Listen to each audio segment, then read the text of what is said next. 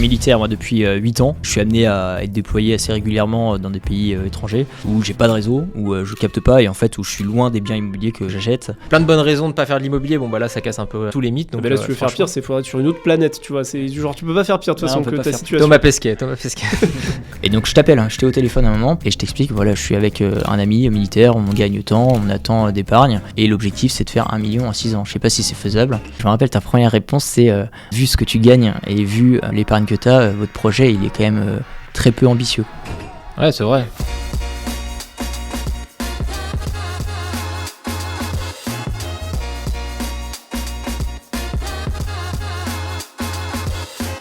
Bonjour à tous et bienvenue sur la chaîne Foncière Orion, une société qu'on a cofondée avec mon associé Antoine, qui a pour but de vous permettre d'investir dans l'immobilier locatif à nos côtés sans avoir de temps à y consacrer. Si c'est quelque chose qui est susceptible de vous intéresser, vous pouvez cliquer sur le lien qui s'affiche autour de la vidéo ou dans les notes de l'épisode sur les plateformes de podcast, qui vous redirigera vers une autre vidéo où on vous explique en détail notre proposition de valeur. Le but de cette chaîne, c'est de vous partager notre quotidien d'investisseurs immobiliers à temps plein, d'entrepreneurs et surtout sans filtre et de manière détaillée autour de parcours inspirants d'invités qu'on va pouvoir réunir dans ce podcast dont un fait partie de nous aujourd'hui. Foulk, je te laisse te présenter. Bonjour à tous, je m'appelle Foulk, j'ai 28 ans et je commence en immobilier depuis, ça fait 1 an et demi que j'investis en immobilier et je vous ai connu moi à travers une vidéo et merci de m'accueillir sur ce podcast. Ouais, c'est un plaisir de te recevoir du coup. L'objectif c'était un petit peu de casser un peu les codes des gens qui disent j'ai pas le temps, j'ai un métier prenant, etc. donc je peux pas faire de l'immobilier. Et du coup je trouve que c'était intéressant de t'avoir parce que toi pour le coup tu vas en parler rapidement, mais t'as un métier quand même très prenant, t'es pas forcément disponible tous les jours et à n'importe quelle heure. Voilà, l'objectif c'est de t'avoir, montrer que même quand on n'a pas forcément des disponibilités infinies, on peut quand même faire de l'immobilier et t'as su on va dire t'entourer correctement pour le faire. Ouais, c'est ça. En fait, je suis militaire moi depuis 8 ans. Donc en fait, je suis amené à être déployé assez régulièrement dans des pays étrangers où j'ai pas de réseau, où je capte pas et en fait où je suis loin des biens immobiliers que j'achète. Donc en fait, j'ai commencé l'immobilier moi il y a 1 an et demi. J'ai fait un premier appartement tout seul, un peu pour voir comment ça fonctionnait parce que au début, je suis passé par une phase un peu de formation sur internet où je regardais pas mal de vidéos sur internet, je lisais pas mal de bouquins.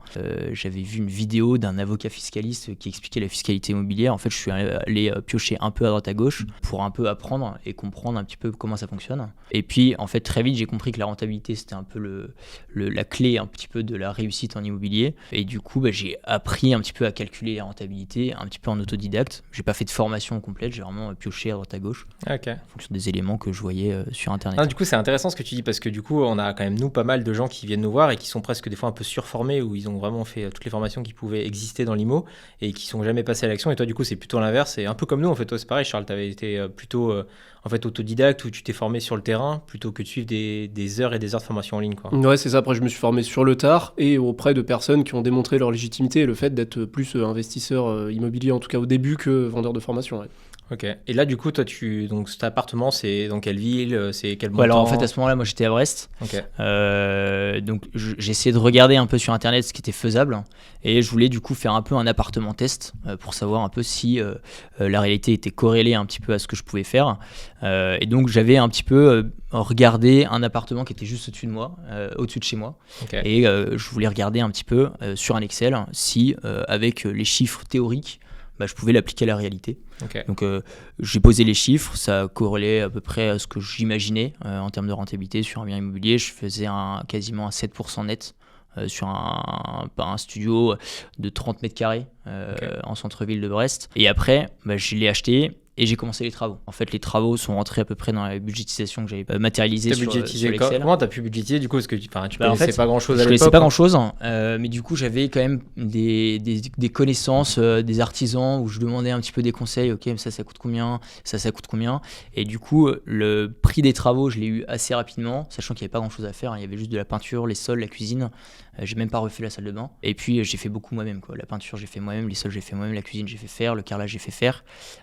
Tous les trucs un peu techniques, l'électricité, j'ai fait par un ami. Mais du coup, j'ai quand même un peu réduit les coûts par rapport à un chantier où j'aurais tout délégué. Et du coup, c'était ton premier achat, t'avais jamais acheté? Ouais, j'avais jamais acheté avant. Donc, t'as commencé par le locatif. J'avais un ami en fait dans l'armée qui lui avait acheté un premier appart, qu'il avait revendu avec la plus-value, il avait acheté un immeuble. Et en fait, quand il m'a dit j'ai acheté un immeuble de 5 lots, je me suis dit madame, c'est pas possible, le mec il a 25 ans et il a 5 appartements, c'est lunaire quoi. Et donc je lui posais pas mal de questions aussi, j'ai pas mal été accompagné par lui au début. Et tout ce qu'il me disait, je le regardais, je le vérifiais un peu sur internet, sur des vidéos de formateurs qui font du contenu un peu gratuit sur internet. Pareil, j'ai lu un bouquin, j'ai lu au début Comment devenir rentier en immobilier de Christopher Wangen. Alors je sais pas si on peut dire les noms des... Si, on peut dire. Hein. Mais voilà, c'est vraiment un bouquin que j'avais lu. Et j'avais un peu des points noirs où je me disais, bon, ça va pas l'air hyper intéressant, les travaux, je pense que ça va pas m'intéresser. Et en fait, très vite, on se prête au jeu. Quand on achète le premier appartement, je suis rentré dedans, j'avais plein d'idées qui me sont arrivées en tête. Et en fait, très vite, je me suis pris au jeu, je me suis un peu passionné par l'immobilier. Une fois que je l'ai mise en location, j'ai regardé, en fait, est-ce que le loyer est corrélé à mon Excel, aux prédictions que j'ai dans mon Excel, est-ce que la rentabilité est la même, est-ce que j'ai eu un surcoût des travaux? Non. Bon, tout est à peu près corrélé. Bon super, on va aller au cap du dessus. Donc j'ai recontacté mon ami et je lui ai dit mec, on s'associe, on va faire une SCI parce que la fiscalité est plus intéressante. Enfin à mes yeux c'était vraiment plus intéressant et puis ça permettait de faire du volume beaucoup plus facilement. Du coup cet ami-là c'est celui qui t'avait dit qu'il avait un immeuble de rapport, c'est ça? Exactement, ouais. Ok, d'accord. Donc, il avait toujours son immeuble de rapport. Ok.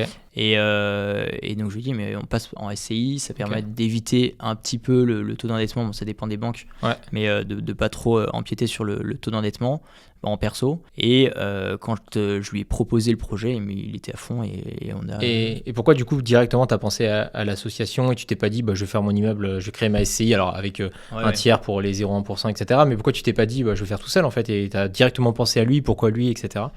En fait, moi la grosse contrainte de mon métier c'est de partir. Et quand je pars, j'ai pas internet, donc si jamais il y a un problème de locataire, en fait je peux pas le gérer. Donc s'associer, ça va être plusieurs. Là on était 3 dans la première association. Ça permettait vraiment de, si jamais l'un part en mission, en fait l'autre peut gérer le bien si jamais il y a un problème relatif au bien. Parce que du coup, vous n'êtes pas en même temps en mission, c'est ça? Et exactement. Il y a une tierce personne qui allait plus pas en France.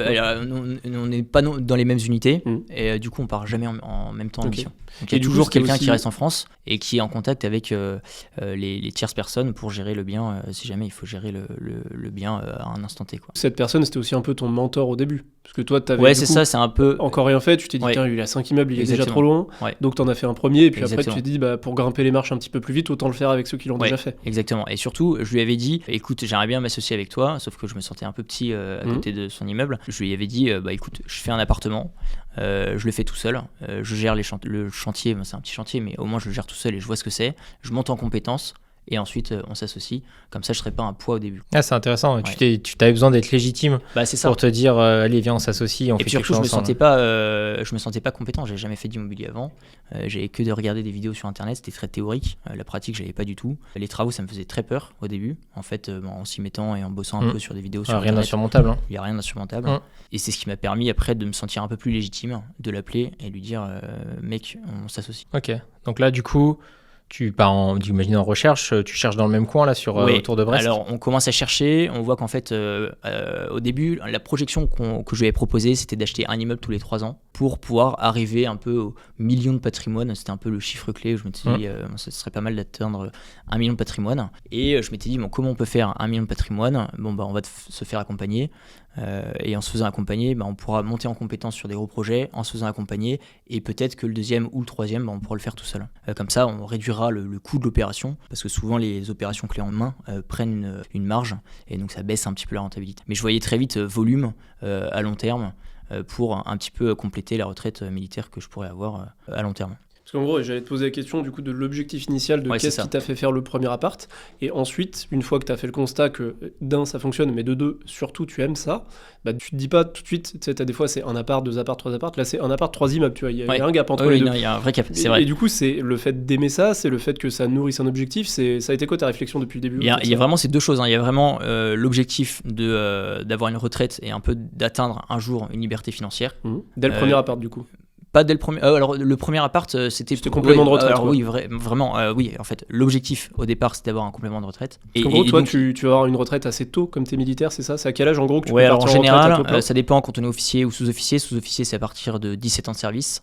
Quand on est officier, en général, c'est à partir de 27 ans de service pour avoir une retraite à jouissance immédiate. Ouais. Dans ton cas, c'est à quel âge?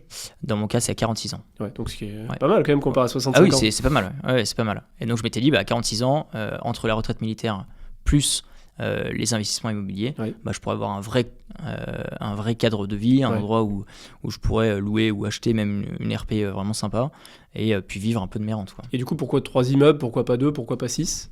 Comment t'avais fait le... En fait, j'avais fait le calcul. Un immeuble, c'est à peu près 300 000, 400 000, enfin, c'est à peu près les chiffres que j'avais vus.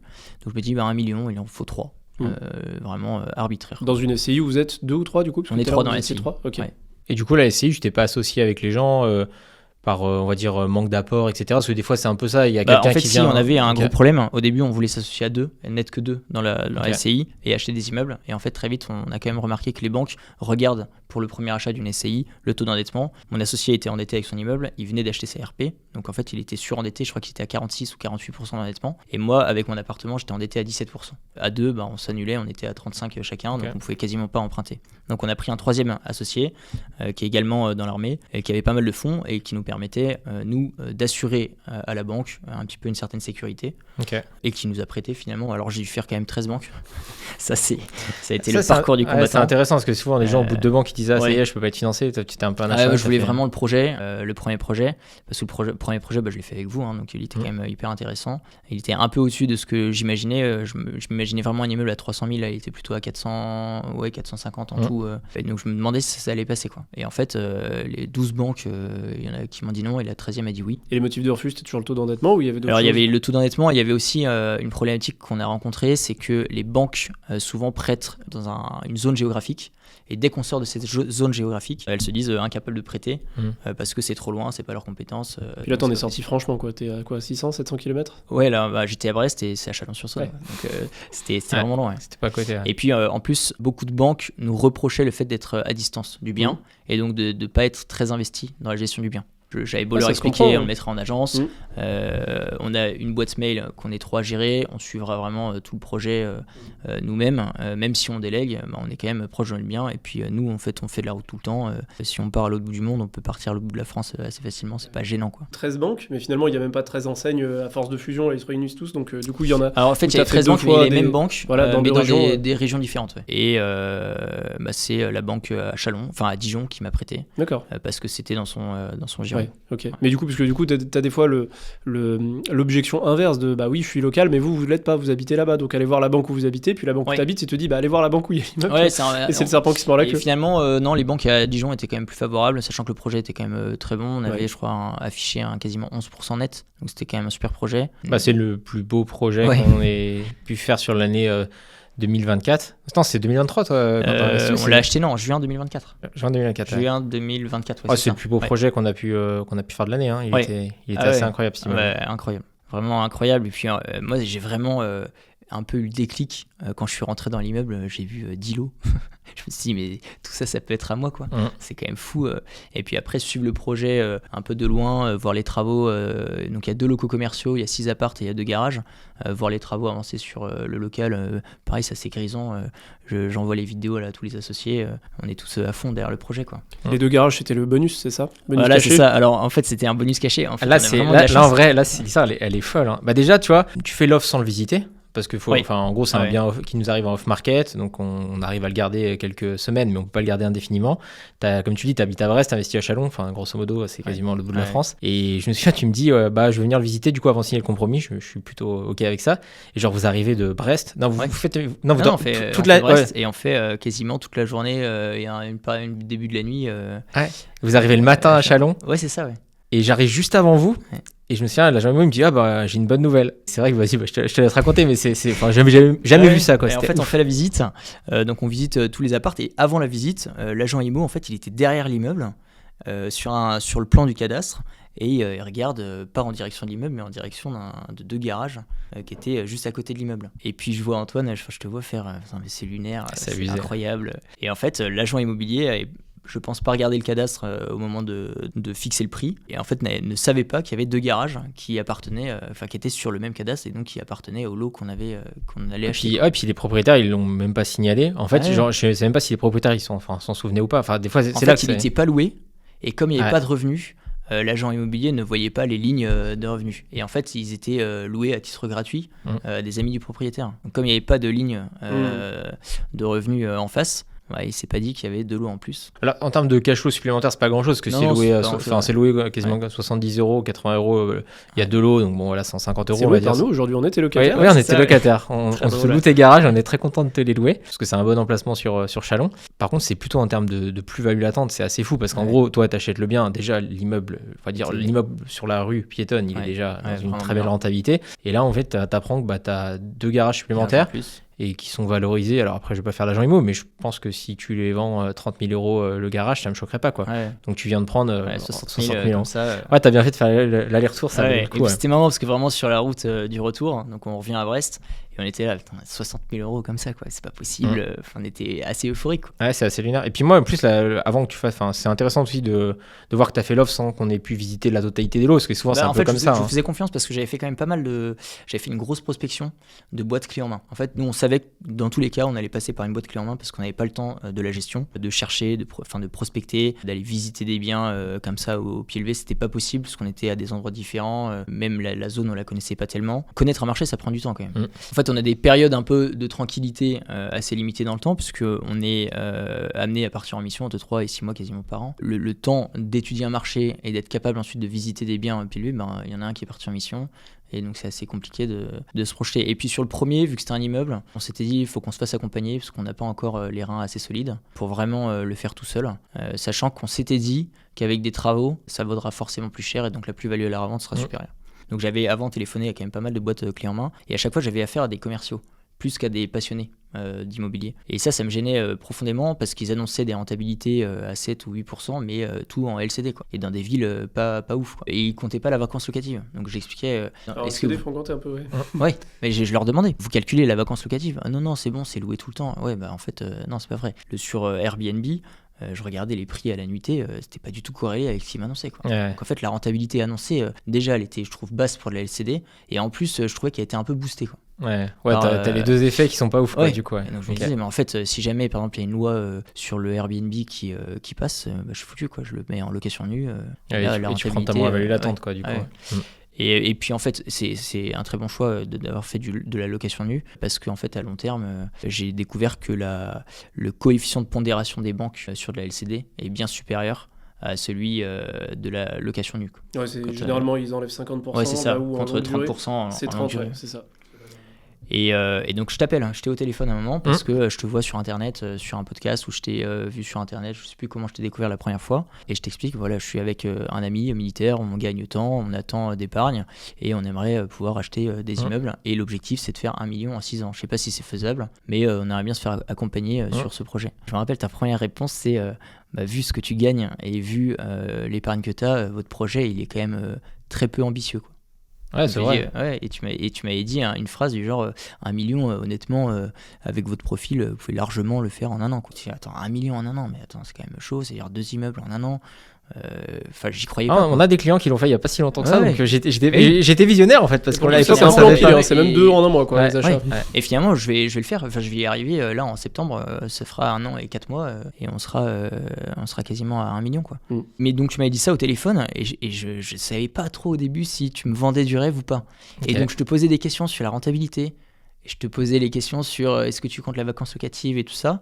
Et finalement, tu fonctionnes en location nue. Donc finalement, c'est ce qui est normal, très facilement vérifiable. Et tes rentabilités annoncées, elles étaient corrélées avec ce que je voyais sur Internet, quoi. Je regardais sur Meilleur Agent les prix que tu m'annonçais. C'est vrai que tout à l'heure, tu annonçais ton immeuble à 11%. Bon, après, honnêtement, c'est un peu une anomalie. Et si les gens ils nous regardent, on fait pas tout le temps ça. Clairement, c'est très rare. Et c'est vrai que nous, là, sur le marché où on bosse, on est plus entre 7 et 8 net max, quoi, tu vois. Ouais, là, on a eu beaucoup de chance. Mais en tout cas, ce que tu m'annonçais, c'était vraiment corrélé avec les chiffres que je voyais sur Internet. Et quand je faisais une simulation d'un bien IMO que je trouvais sur le Bon Coin avec une petite décote parce que négociation à l'achat, c'était corrélé avec les chiffres que tu m'annonçais. Et donc tout de suite, ça m'a inspiré confiance. Et puis en plus de ça, j'avais affaire à un passionné et pas à un commercial. Et ça, je le sentais au téléphone. En tout, j'ai fait 6 boîtes de clés en main. Et t'étais le seul à peu près où je sentais que les chiffres que tu m'annonçais étaient vrais et corrélés à la réalité, quoi. Ok. Donc j'ai appelé mon ami Victor et je lui ai dit ok c'est bon, j'ai trouvé le bon, je pense, on va bosser avec eux. Ils sont passionnés d'immobilier et puis ils m'annoncent tant. Et puis tu sais ce qu'il m'a dit? Il m'a dit que 1 million en 6 ans c'était pas si ouf que ça, quoi. En 1 an ou en 6 ans? En 6 ans, pardon. Ouais. En 6 ans. Ouais, En c'était 6 ans, 3 c'était pas. en 6 ans, tous les je voulais 2 ans. faire 3 à 300 000 en 6 ans. Ouais. Enfin, Ça me du fait coup, 3 ans, du coup, un à l'instant T, et Ouais. puis 2 ans, puis 2 ans. Non, mais t'es pas assez ambitieux. Là, je te dis, il y a des clients, Ouais, ils ont pardon. fait 1 million en. Ouais, allez, on va dire En un jour. Non, ouais, en un jour. En 10 secondes. Non, en 6 mois, quoi. En fait, ils ont la situation financière qui va. Et comme toi, vous étiez. Enfin, voilà, vous êtes quand même assimilé fonction publique, du coup. Oui, on est assimilé, Ok, ouais, à la donc, fonction- voilà, assimilé c'est- fonctionnaire. donc, voilà, pour les banques, c'est quand même pour plutôt les banques, c'est sécurisant. hyper béni, quoi, Ouais, parce que clairement, ouais. l'État fait pas faillite pour les banques.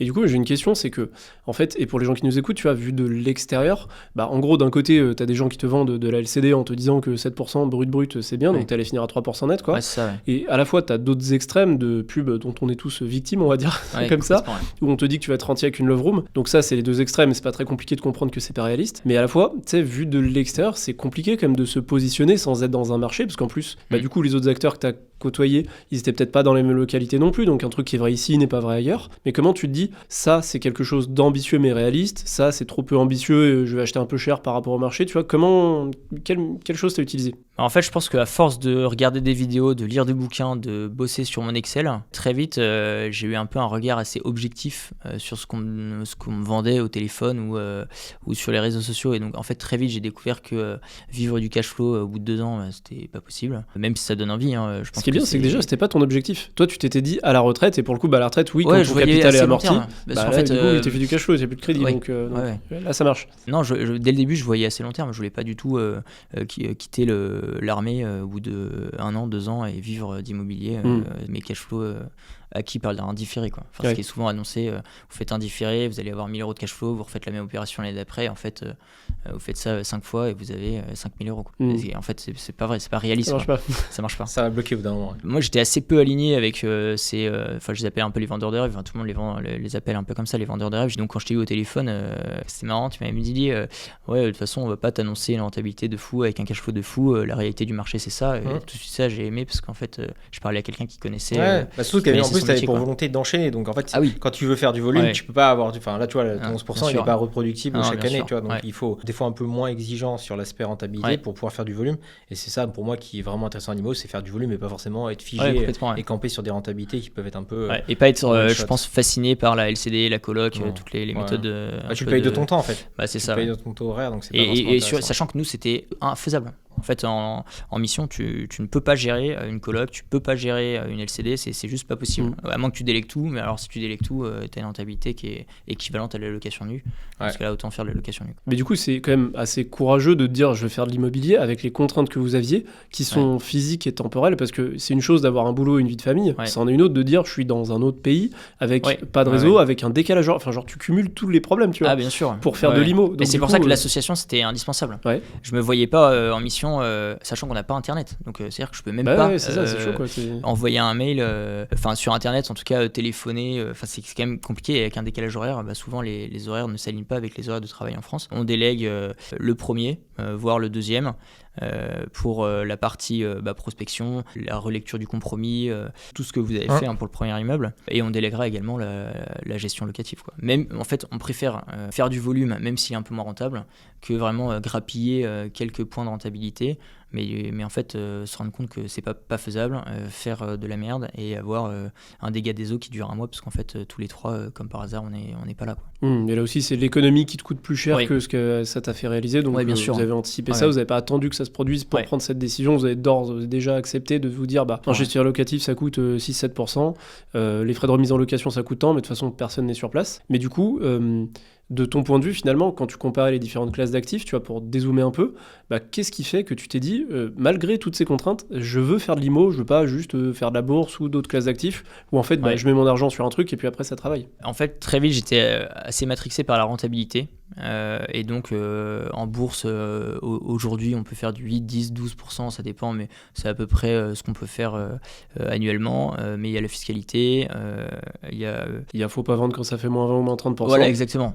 Après moi je suis assez peu touché par les émotions, je vais pas vendre en fait quand ça crache, et je vais plutôt mettre de l'argent quand ça crache. Mais c'est bien, mais tout le monde n'est pas câblé comme ça. Hein. Ouais, mais en tout cas ce que je voyais c'est que je mets 1000 euros, à la fin 10% ça me rend 100 euros quoi. En fait, je voyais qu'avec les mêmes 1000 euros, j'emprunte 10 000, avec 10 000 je fais les mêmes 10%, avec 10 000 à 10% je fais 1000 euros. Donc avec les mêmes 1000 euros je fais 1000 euros, je fais un rendement de 100%. Tu fais 10 fois plus. Je fais 10 fois plus. Ah, t'avais compris la notion de rendement sur fonds propres. Ouais, et ça j'ai découvert assez vite. Et en fait quand j'ai découvert ça, ça fait un petit peu un déclic dans ma tête, et je me suis dit mais en fait l'immobilier c'est juste incroyable. Pour ça je dispose du même argent, et par contre je fais 10 fois plus de rendement. Alors ok, on enlève les taxes, on enlève tout, on fait quasiment un rendement 5 fois supérieur à la bourse quoi. Ah, c'est plusieurs dizaines de pourcents de rendement sur fonds propres. Et après, il y a un autre truc qui est bien, c'est que même si le marché IMO il évolue et il peut baisser, il a récemment baissé, hein, c'est comme tous les marchés, ça monte, ça descend, c'est déjà moins volatile parce que c'est pas composé de trading algorithmique en partie, tu vois, c'est des vrais gens qui ont des vrais immeubles et des vraies maisons et qui n'acceptent pas non plus la moins-value, donc quand la valeur elle baisse, ils vendent pas, alors que quand ça monte, bah là ils vendent. Mais aussi parce que t'as pas d'effet de liquidation, c'est-à-dire que le levier, en fait, tu pourrais l'avoir en bourse, tu pourrais dire bah tiens, je mets 1000 et puis j'ai 10 000 qui tournent, tu vois, par exemple. Mais finalement, au moindre, moins 10% sur les marchés, là t'es liquidé, puis bah c'est fini, du coup t'as perdu ton capital.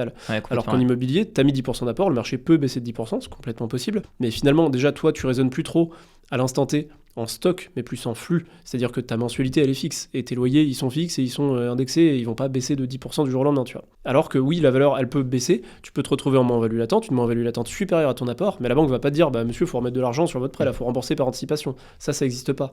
Donc en plus, t'as ce truc où t'as que le bon côté de l'effet de levier. Ouais, complètement. Et puis il y avait aussi un truc que j'avais découvert, c'est que l'immobilier, en fait, si on n'est pas trop con, bah, très vite, on peut connaître un marché et on peut vraiment étudier la rentabilité d'un bien avant de l'acheter, et surtout les loyers on les connaît quoi. Enfin, en fait les annonces sur le bon coin, on fait assez vite une étude de marché, on connaît et on maîtrise notre investissement, alors qu'en bourse je peux miser sur je sais pas, Tesla ou Total, il suffit que demain elle se crache, je maîtrise rien quoi. Donald Trump il fait une délire avec des droits de douane à 50% et on perd 20% sur complètement. Ouais. Je pense qu'il n'y a que l'immobilier qui peut nous permettre d'être aussi proche et de calculer aussi bien le retour sur investissement que l'on va faire avec un placement quoi. Ah bah c'est très prédictible. Ouais. Du coup là l'immeuble, bon bah tu fais un immeuble avec nous, donc comme on le dit, très belle OP. Et après du coup comment t'arrives, parce que là tu commences à avoir du coup ton appartement. Là, c'est ça, donc j'ai un appartement à Brest, un immeuble à Chalon, et je déménage sur Toulon.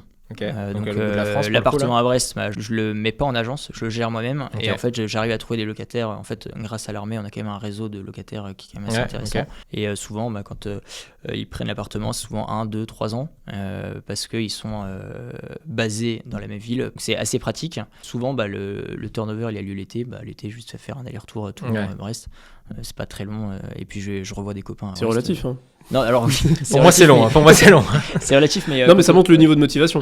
Oui, et puis surtout, en fait, j'ai encore plein de copains à Brest. Ça me permet aussi de les voir. Je passe une semaine avec eux. Enfin, c'est quand même un moment agréable. Et un état des lieux, ça prend quoi ? Ça prend une demi-heure. C'est pas très long, quoi. Donc là, tu arrives à Toulon, du coup, nouveau job entre guillemets. Ouais, c'est ça, nouveau job, nouvelle ville. Et en fait, j'ai envie d'aller plus vite encore parce que je comprends vraiment que la clé du succès, c'est un peu le volume. Et plus je fais du volume rapidement, plus vite j'amortis du patrimoine et plus vite j'ai une retraite qui est assurée, quoi. Ouais, c'est logique. Ouais, je valide. C'est logique, mais en fait, quand on explique à beaucoup de gens, moi j'ai eu pas mal de. Mais t'as pas peur, t'es surendetté. Je pense que la dette, quand elle est bien placée, c'est génial, quoi. Les plus riches de ce monde, ils sont tous surendettés, je pense. Hein. Le sous-endettement existe aussi. Hein. On connaît des gens qui ont du coup fait du locatif, qui ont eu pas mal de succès, qui ont fait pas mal de ventes et qui ont des sommes à 6 chiffres sur les comptes, qui font rien. Et genre pas de dette en face ou un petit appart qui traîne encore. Vous êtes sous-endetté en fait. Alors il faut bien sûr remettre les choses dans leur contexte, mais pour quelqu'un qui sait faire, en fait, c'est dommage, c'est un vrai coup d'opportunité de pas s'endetter quand on a accès à du crédit, à taux fixe, avec tout ce qu'on a dit avant de tu te fais pas liquider.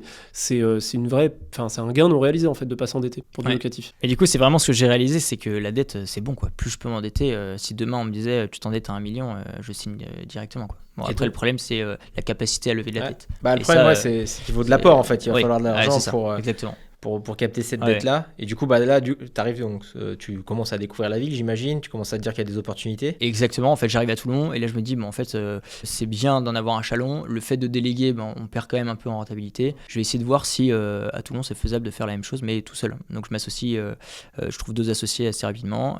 Différents du coup de ta première différents SCI. de la première SCI. Donc, tout seul, c'est sans gestion locative. Ouais, et là, vraiment tout seul pour essayer de maximiser un peu la rentabilité. Et puis là, comme on est à côté et on est 3, on habite au même endroit, on est là encore pendant quelques années, on sait que la gestion locative, on peut la faire. Parce que si l'un est en mission, l'autre pourra gérer. Enfin, il y aura forcément toujours quelqu'un. Donc tu t'associes essentiellement pour qu'en gros il y ait entre Pour guillemets la quelqu'un continuité de la gestion et puis lever de la dette plus facilement. Parce qu'en fait, aux yeux de la banque, je suis tout seul, même si je suis agent public, je suis tout seul. Donc, tu peux parler un peu en termes de revenus, une fois bien sûr. Combien Aujourd'hui, tu gagnes, pour que les gens ils se rendent compte. alors moi je suis officier, donc aujourd'hui je gagne à peu près entre 3000 et 3005. Mais parce que j'ai des primes de mission, lycée sur l'année, c'est à peu près ça, entre 3000 et 3005. Et aussi au-delà du revenu, avec la situation du fonctionnaire qui peut pas perdre son emploi, quoi. La boîte va pas la banque, faillite. quand elle voit nos 3 dossiers, en plus les dossiers, je les fais un peu à la militaire, donc c'est bien carré. Rangé. Ils sont là, ouais, mais vous avez un super dossier, merci beaucoup. Il y a bleu, blanc, rouge sur la première de couverture. Non, il n'y a pas de blanc rouge, j'ai les pochettes marron, verte, jaune, mais tout est rangé dans les pochettes. Le mec, il a juste à ouvrir. En plus, je fais un sommaire, donc il a juste à cocher. Je lui donne le dossier, je lui explique le projet. Donc j'arrive avec le projet papier, j'ouvre mon ordi et je lui montre le projet, les photos, je lui explique un peu la rentabilité du bien, je lui explique que je suis passionné, parce que c'est passionnant. Enfin, l'immobilier, on a beau dire ce qu'on veut, mais il y a tellement de domaines différents dans l'immobilier que ça devient vite passionnant, quoi. Au début, la fiscalité, je voyais ça comme un truc un peu de secrétaire dans un bureau. Un truc de geek aussi, ouais, ou de geek. Enfin, vraiment, j'étais un peu effrayé par le mot fiscalité. Quand j'ai commencé à comprendre, je me suis dit, mais c'est juste génial, quoi. Mais c'est vraiment la passion qui va te permettre de faire du volume. Parce qu'en fait, si tu le fais que pour l'argent, mais je pense que c'est. Il y a son lot de contraintes et en fait, tu vas. Là, typiquement, j'ai un associé là sur Toulon. Lui, je vois que c'est pas trop sa passion. Mais c'est pas grave, de toute façon, lui, il est pas. Chacun sa place. Ouais, voilà, lui, il a envie de mettre des fonds, il a pas forcément envie de s'occuper d'un bien. Je vois que c'est pas sa passion, donc je sais qu'il le fera jamais lui seul, quoi. Il montera pas de SCI ou il fera pas un nom propre à Toulon parce que ça le gaffe, quoi. Et donc là, du coup, tu trouves tes associés. Ouais, je trouve mes associés, je leur explique un peu ce que c'est que l'immobilier. Il y en a t'es le plus qualifié là, les autres c'est vraiment des novices, ils n'ont pas fait de l'immobilier. Ouais, encore. Alors je suis plus qualifié, je pense, en tout ce qui est fiscalité administratif. Et je trouve un associé qui lui avait déjà fait de l'immobilier et qui lui était vraiment pro en travaux. Enfin, pour la petite anecdote, il voulait faire un chemin un peu complexe avec des prises électriques dans son appart. Et l'électricien lui avait dit j'ai pas envie de me faire chier.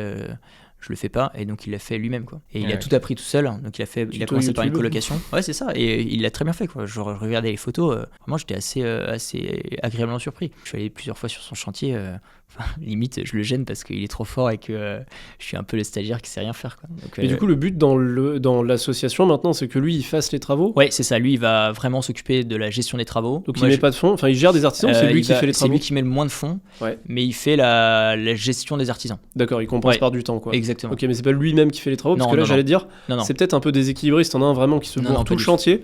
À la fin du chantier, il aura un peu l'impression d'avoir ramé pour vous, tu vois. Non, pas du tout. Et puis surtout, en fait, on a besoin de devis pour les banques pour justifier d'un prêt travaux. Donc on est passé par les professionnels et la garantie décennale, exactement. En fait, très vite, on se rend compte qu'on peut pas faire n'importe quoi en immobilier, et puis même un devoir un peu moral de loger correctement des gens. Mais donc j'ai toute confiance en lui là sur les travaux, parce que lui il a fait 2 appartements, donc un de 90 mètres carrés seul. Enfin, faut imaginer, quoi, le projet est quand même. En combien de temps La durée, il l'a fait en 1 an et demi à peu près. Ah, puis t'apprends, c'est bien, t'apprends pour la suite. Et puis il a tout appris tout seul. T'es légitime le jour où tu parles à un électricien qui dit ça c'est pas possible, bah en fait si c'est possible. Je l'ai fait, donc ça m'a fait vraiment marrer quand tu m'as raconté cette anecdote.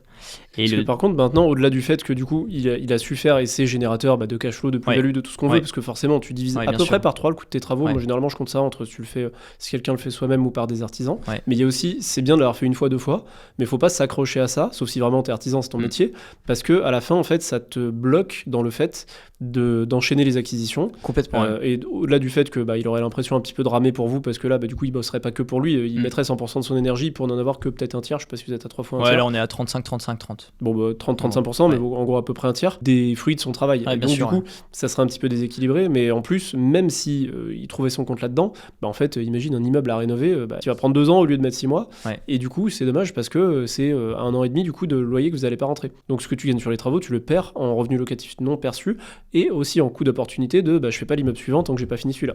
Du coup vous trouvez un immeuble combien de temps à peu près Alors moi je prends 2 semaines de permission, et là je me dis ok, en 2 semaines il faut que je trouve un immeuble. Donc j'appelle toutes les agences, je visite, je vais voir les agences en direct, et là je vois un immeuble sur le Bon Coin qui paraît il y a 1 heure. J'appelle directement et elle m'explique non, il est déjà sous compromis, et finalement les vendeurs se désengagent. Donc elle me rappelle. Les acquéreurs, pardon. Les acquéreurs se désengagent parce que mésentente dans l'association. Ah ouais, déjà. Ouais.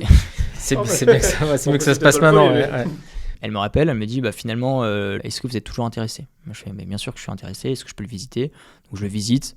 Je vois un peu le potentiel, je prends tous les chiffres, je regarde un petit peu tout ce qu'il y a comme travaux à faire et le soir je vais sur mon Excel et je rentre tous les chiffres avec mon étude de marché et je vois rentabilité nette, je crois qu'on était à 8%. À Pour Toulon, une zone, c'est... normalement, t'es à combien? Je pense qu'on doit être à 4 voire 5 pour les bons... les coups de chance, mais là 8 c'était lunaire quoi. Et comment t'expliques ça? Est-ce que c'est juste une anomalie de marché? Est-ce que c'est dû au fait qu'il y a beaucoup de travaux ou d'autres alors, contraintes? non, d'autres parce risques? qu'en fait sur l'Excel j'avais mis une négociation monstrueuse. Ok, ah oui, donc Et J'avais mis un prix d'achat à 10 000 euros. j'ai demandé qu'on me le donne. Non, et donc il fallait que j'acquière ce bien au prix de la négociation. Ouais. Mais sachant que du coup, ça avait déjà été dans la tête des vendeurs un peu. Ouais, d'évaluer parce qu'ils le vendaient à 300 000. Ok. Les vendeurs avaient proposé une première offre à 235. Les acquéreurs, du coup. Ouais. Les acquéreurs, Ouais. pardon, ouais. 235 refusés. Ensuite, 270 acceptés. Peut-être un oui, quoi. Il est annoncé à 300 000, mais dans tous les cas, 270, j'ai J'ai un un nouveau oui. plafond. Et le nouveau plafond, c'est 270. Et je vais refaire une offre à 235. Sachant qu'entre-temps, je fais venir mon associé qui, lui, budgétise les travaux. Et on fait une première offre à 235. Refusé. Du coup, ça contre-offre pas, c'est juste Non. refusé. Ah on... oui, Ok. refusé. 241. Donc là, refus. tu ravales ta fierté et tu... Ouais, alors après, c'était. 5000 sur 235, c'était. Ouais. Parce que du coup, on l'a eu à 247 en tout. Ouais. Ah ouais, donc. Donc du coup, attends, ok. 235, après 241. 242. C'est quoi l'argument du coup de dire... Ouais, comment tu reviens en mode ah finalement je me suis trompé. Non mais Comment c'est tu quoi? fais C'est peut-être les travaux, on a affiné Finalement, tout ça. en fait, on avait mis quand même une marge travaux de 10%. Ouais, Et donc, on a renié la marge travaux à 5%. Ok. ok. Donc ça, tu arrives à le dire à l'agent IMO, c'est. Ah oui, normal, j'explique. Voilà, de toute façon, là, nous, on est en train de ronger notre marge travaux. Parce qu'il y a 120 000 euros de travaux sur le projet. Donc il faut une marge de sécurité. Donc y a il faut toujours une des marge de imprévus, ouais. sécurité. En fait, on ne sait pas ce qu'on va découvrir. Et il y avait une vraie problématique d'insectes xylophages. Je crois Ouais, que c'est. ouais, c'est Xylophages. bon, ça. D'insectes xylophages. Donc là, pareil, je commence à C'est découvrir. pas très vendeur du coup. Non, c'est pas très vendeur. L'immeuble a des défauts, ouais. Ouais, et puis je regarde du coup plein de tutos sur internet. Comment se débarrasser des. La grande vrillette, la petite vrillette. Exactement, tous ces ouais. trucs. C'est ça. Donc on avait la vrillette en haut et on avait un insecte xylophage, alors je sais plus lequel, je crois que le capricorne, au rez-de-chaussée. Mais les poutres, en fait, elles commençaient à être bouffées et elles avaient été traitées, je crois, 10 ans avant. Donc le produit injecté 10 ans avant est Ouais. plus fonctionnel. Et donc du coup, t'as la charpente qui est en train d'être bouffée là par la vrillette, et en bas, c'est Ouais. quoi c'est comment la C'est- structure de l'immeuble? C'est du bois du coup? Ouais, Donc il y a du bois au structure bois. rez-de-chaussée. Donc Ouais. c'est pan de bois, c'est ça? C'est Des poteaux poutres en bois quoi. ouais, Qui c'est sèchent. des poutres en bois et c'est de la brique après. D'accord. Ah oui, donc c'est le Le- plancher rez-de-chaussée R+1 Ouais, c'est qui a ça, un problème. exactement. C'est pas la Ouais. structure. Enfin, Ouais. c'est Non, le non, c'est pas la plancher, c'est structure. porteur, Non, mais non, pas du ça tout. fait pas tomber ton immeuble Non, de peur ouais. de plancher. quoi. Non, pas Ok. du tout. Et puis surtout, on voit ça au début, on se dit on se désengage, c'est pas possible. Puis je regarde quand même sur internet et je vois la gestion finalement, tant que la poutre elle est solide, elle sonne pas creux, elle s'effrite pas. C'est quand même solide et on fait quand même venir 3 ou 4 artisans différents pour avoir leur avis parce qu'on n'est pas professionnel et tous nous disent maintenant c'est bon, en fait la poutre est tellement grosse, il n'y a même pas à bûcher grand chose, donc en fait votre immeuble il est largement solide, mais ça reste quand même un gros Faut le argument de traiter, vente. faut injecter, tout. Et ouais, exactement. Et Mais après, toi, c'est t'as pas une- un gros budget. Je crois qu'on l'a budgétisé, je crois, à 4 000 euros. Quoi, Oh non, les injections, c'est pas énorme. Ouais. hein, Mais Ouais. surtout si Et c'est sachant accessible. qu'eux, ils en plus, repèrent. ouais. En fait, on ne sait pas qui a injecté le premier produit. Là, ils préfèrent refaire le perçage des poutres. Ok. Mais bon, c'était, je crois, 4 000 euros pour tout l'immeuble. Bon, c'est pas. Ouais, t'as grand-chose. creusé un peu plus loin que les autres qui seraient arrêtés directement au fait qu'il y ait des Ouais. xylophages et qui disent Ouais, non. parce que les poutres, elles avaient l'air quand même assez solides. Sur le papier, je regardais sur internet, qu'est-ce qu'une poutre défoncée? Parce qu'en fait, Et je ça, connais on rien vous en l'a bois. dit ou pas? Ou c'est vous qui l'avez découvert l'exylophage? Non, moi j'ai découvert parce qu'on voyait quand même qu'il y avait des trous. Ah, l'agent IMO, il vous le dit pas. Non, il nous le dit pas. Ah, c'est bien. Et Peut-être par que contre, les je regarde vendeurs lui ont sur le pas Jag, dit, mais Ouais, ça se voit que ça a été traité. Et surtout, par le je vois que c'est traité. Ouais. Je vois, il y a des. Tu vois les pipettes je vois des d'injection, trous. Ouais, je vois des pipettes d'injection. Donc je regarde sur internet et là je vois des professionnels du métier qui expliquent alors ça c'est de la vrillette, ça c'est du. Et là je me dis bon attends, mais est-ce qu'on ne fait pas une mauvaise idée de le laisser? Non, on va quand même y aller, mais il faut que je m'enseigne. Et je me rappelle, j'ai passé je crois 2 heures à regarder des artisans s'occuper justement du problème du xylophage, des insectes xylophages. Donc Et du coup, surtout- 235, 242, c'est ça? 242 refusés et Ouais. ils disent bon, à 247 ça part. Donc là, ça contre-offre quand même, ouais. Ouais. Et là, vous dites, on le prend, Bon, à c'est bon, on y va, 247, on était quand même en rognant un peu la marge travaux, sachant que les travaux on les a quand même un peu surestimés pour être vraiment Ouais. sûr. Et en plus, on a rajouté une marge travaux. ouais. Et puis entre-temps, vous aviez aussi gagné en visibilité, peut-être, de regarder en détail ce sujet de xylophage. Ouais, complètement. Et on a fait venir 4 artisans différents et à chaque fois qu'ils nous disent c'est bon, donc Ouais. au bout de 4. Et puis s'il y avait un devis à faire, ils te le feraient, quoi. Donc, Ouais, enfin, ouais, bien sûr. Ouais. ils sont... Ouais. Il n'y a aucune poutre à changer, Ouais. les poutres sont bonnes, saines en l'état, juste un traitement à faire. Ok, et t'as combien de lots du coup dans l'immeuble là? 5 lots. Et en fait, il y a 2 lots qui sont très mal disposés avec les sanitaires qui sont sur le palier pour un des lots. Donc en fait, on va casser tout le rez-de-chaussée, on va en faire un plateau et on va faire un seul appartement un peu haut de gamme parce qu'il y a une cour intérieure et ça nous permettra de faire... Intéressant ça de du coup enlever un lot et pour essayer malgré tout parce qu'en fait, d'avoir une aujourd'hui, c'est rentabilité quasiment locative. inlouable cher. Un lot où il y a les sanitaires sur le palier. Ah, quoi. ok. Mais c'est bien, t'as la réflexion quand même, tu vois, de te dire, attends, à qui je parle, qui est mon client final, tu vois, parce que des fois, t'as des agents IMO qui vont dire, ouais, non, ce T4, là, tu divises en 5, tu fais... Non, mais Et le classique, c'est pour du locatif. N'emmerdez pas à faire les travaux. Et c'est comme ça. C'est les gens, pourquoi les respecter après tout? C'est que des humains.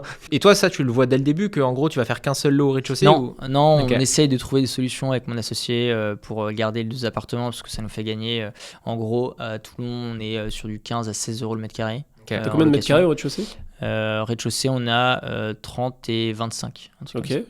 Donc, et sans compter la cour intérieure. Sachant que la cour intérieure, du coup, fera partie du lot. Ouais, mais en habitable, t'as 55 quoi. Ouais, c'est ça, exactement. Ok. Donc on a 55, ce qui est un appart qui est facilement un beau louable. T2, Ouais, c'est ça.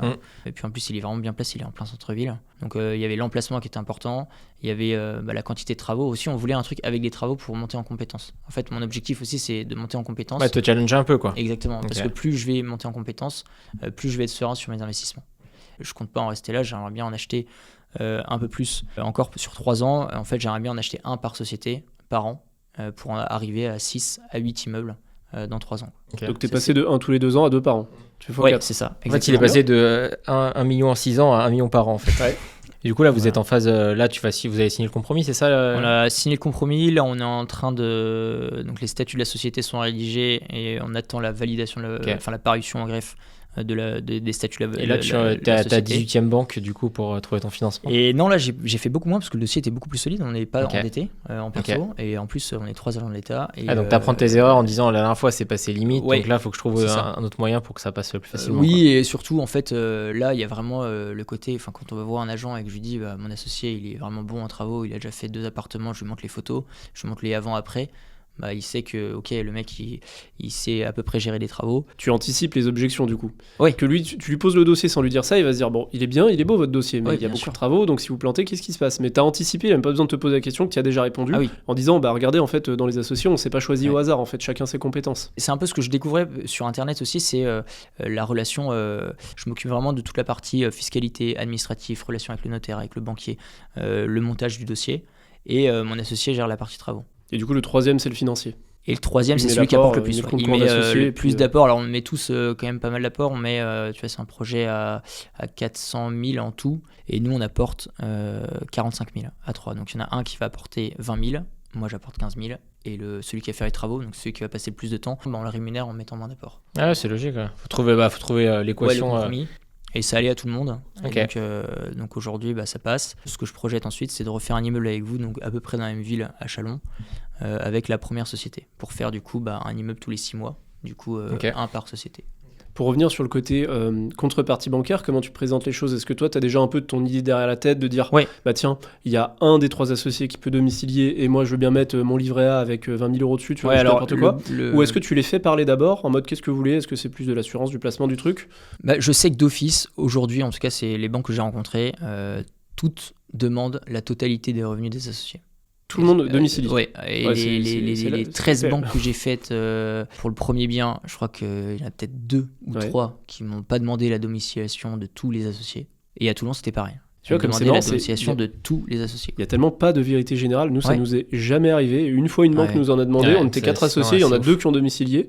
Et on s'est déjà dit, c'est énorme, mais on va le faire parce que de toute façon, on nous l'a jamais demandé avant. Chaque banque a son. Je sais pas comment dire, ces petits délires. Et en fait, une, ça va être plutôt la peine. L'autre, ça va plutôt être la domiciliation bancaire. C'est vrai que nous, c'est jamais arrivé. Mais c'est peut-être aussi dû à votre profil où ils ont plus envie de capter des profils comme les vôtres que comme les nôtres à l'époque. Sûrement. Le gros avantage aussi quand on est militaire, c'est que quand on part en mission, on n'a aucune charge et on a un vrai revenu. Et donc on sait que tous les ans, on a un apport. Et la banque, elle le sait. Elle sait que tous les ans, notre épargne, elle va augmenter parce qu'il y a un moment donné dans l'année où on va partir et on va pouvoir mettre de côté pendant 4, 5, 6 mois. Donc du coup, on te revoit dans un an où tu as déjà un autre immeuble et tu as fini les travaux dessus là. Et Ouais, c'est ça. Alors là, on va arriver donc en valorisation de patrimoine, donc pas en levée de dette, mais en valorisation de patrimoine, on va arriver à 1 million. Vu que je suis le seul lien entre les deux sociétés. Ouais. Là, tu fais la somme de tes Ouais, participations. C'est ça, je fais la somme de participation, mais en tout, on sera à 1 million de patrimoine. Ok. Et j'imagine que si on arrive à signer un 300-400 000 avec vous, là, dans 6 mois, 1,5 million. Et puis cet été, on refait un immeuble avec la SCI de Toulon. Donc j'arriverai à 2 millions finalement en 2 ans et demi de travail, quoi. Et du coup, donc encore un tour comme ça fait 3 millions. Et après, tu fais quoi ? Eh bien, après, ça dépend. Parce que ça demande quand même un peu de temps, même si tout est délégué, ça demande quand même un petit peu de temps. Il y a quand même une gestion à avoir et un peu une réflexion sur de l'arbitrage. Est-ce qu'on va pas arbitrer un moment pour racheter un autre projet ? Je pense aussi que les banques, au bout d'un moment, elles vont arrêter de nous prêter. Même si on arrive à mettre de l'épargne tous les mois, je pense qu'elles vont arrêter de nous prêter à partir de 3-4 millions. Je sais pas trop, ça c'est un peu mes suppositions. Mais du coup, je pense qu'on fera plus de l'arbitrage. Si dans 5, 6, 7 ans, on voit que le rendement sur fonds propres passe en dessous d'un rendement qu'on pourrait se faire à la bourse, on vend le bien et on rachètera un bien avec beaucoup plus d'apport et qui nous rapportera un cash flow et une sérénité, voire commencer à aller sur des biens patrimoniaux, quoi. Et puis en fait d'être serein et de pas forcément compter sur la retraite comme un vrai revenu, mais plutôt comme un complément de revenu, quoi. Et c'est bien quand c'est ta retraite, le complément des loyers. C'est dans le bon, Moi, c'est dans le je bon vois sens. aussi, je pense que notre génération, on fait partie de la même génération, mais en fait notre retraite sur le papier on l'a à 65, 67 ans, ça dépend, il y a Et des d'ici là, annuités. 90. Ouais, c'est ça. Et surtout, est-ce que le système de retraite tiendra encore dans 30 ans, quoi. En fait, on n'en sait rien. Je préfère, moi, m'assurer une retraite avec un patrimoine immobilier dont je serai hyper fier, parce que ce sera des anecdotes à raconter. Si je me marie, que j'ai des enfants, je serai hyper fier de leur dire j'ai acheté des immeubles, ça fonctionne comme ça, de leur transmettre un peu cette passion, parce que c'est vraiment une passion au boulot. Je sais que je fatigue les gens. On connaît un peu. Et du coup, question un peu polémique, si tu pouvais arrêter de cotiser à ta retraite, en sachant, malheureusement pour les bénéficiaires d'aujourd'hui, mais du coup en te disant, voilà, moi maintenant j'arrête de jouer à ce jeu, finalement, je vais me débrouiller par mes propres moyens. Et du coup, t'as plus d'épargne et tu peux investir plus. Tu le ferais ? Bien sûr. Et bien sûr, mais c'est comme si demain on me dit tu peux t'endetter à 1 million, aujourd'hui, je le fais, quoi, je le signe. Parce que je sais, la dette, ça a du bon, quoi. Si on sait utiliser la dette c'est génial. Mais ça veut dire que tu es aussi sûr de toi, ça veut dire que tu es sûr de pouvoir créer plus de valeur que le système de retraite aujourd'hui. Après, le système, la retraite, combien on va toucher, quoi. Il faudrait faire l'exercice du taux de capitalisation équivalent, tu vois. Genre, si tu places ça, tu fais un DCA pendant ta truc. Faudrait qu'on le fasse. Et combien t'as à la fin en rente. Alors, il faut calculer le rendement du capital, tu vois, mais je pense que c'est du 1 ou 2%. Moi, je le fais direct, en tout cas. Je laisse je cotise plus et je récupère. Franchement, tu le fais, toi, non ? Hein ? De quoi ? Ne pas prendre ta retraite, ne pas cotiser, on va dire. Ah ouais, complètement. Après, si tout le monde fait ça, du coup, les bénéficiaires d'aujourd'hui, qui sont du coup les générations de nos parents, désolé. Vous n'aurez plus de retraite. Je me fais pas de soucis pour ton avenir, t'as l'air bien motivé, et surtout, c'est la passion qui va te driver. Et en tout cas, si tu l'as déjà à ce stade-là, ça va continuer, il y aura des hauts débats, mais t'es déjà câblé pour, et tu vas pas en être surpris, quoi. Donc, ça va bien se passer. Ouais. Merci beaucoup, Foulk, pour ta venue, pour cette motivation. Je pense que ça va permettre aussi aux gens qui disent parfois qu'ils n'ont pas le temps, plein de bonnes raisons de ne pas faire de l'immobilier. Là, ça casse un peu tous les mythes. Donc, là, si tu veux faire pire, il faudrait être sur une autre planète, tu vois. Tu peux pas faire pire de toute façon que ta situation. Thomas Pesquet. Merci beaucoup, Foulk. Merci à vous. À bientôt. On se revoit d'ici quelques temps, du coup, pour faire un petit update de ta vie d'entrepreneur dans l'immobilier. Avec grand plaisir. Merci pour votre attention. Comme on est une chaîne naissante, n'hésitez pas à vous abonner, à laisser un commentaire. On lira pour l'instant tous les commentaires, étant donné que le temps nous le permet et qu'ils ne seront pas en trop grand nombre. Et on fera des épisodes de réponses, justement, si vous avez envie qu'on aborde certains sujets ou des études de cas que vous avez envie qu'on traite, vous pouvez le laisser dans les commentaires et on se fera un plaisir d'y répondre. Vous pouvez aussi vous abonner à nos réseaux sociaux, sur Instagram, le lien est dans la description, et on vous partage sur Insta, en gros, un petit peu plus notre quotidien, un peu plus les coulisses de manière moins formelle que sur YouTube et sur du format un petit peu plus court. Merci pour votre attention et à bientôt.